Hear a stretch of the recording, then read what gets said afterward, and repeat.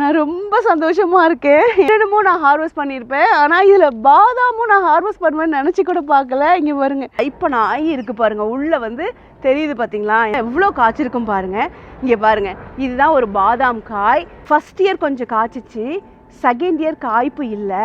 இந்த வருஷம் நல்ல வெதருங்கிறதுனால நமக்கு எவ்வளோ காய் வந்திருக்கு பாருங்கள். இது வந்து ஒரு பாட்டில் தாங்க வச்சு வளர்க்குறேன். நான் நல்லா மாற்றணும்னு ஆசைப்பட்றேன். ஏன் அணில் வந்து சாப்பிட்டுட்டு போயிடுச்சு.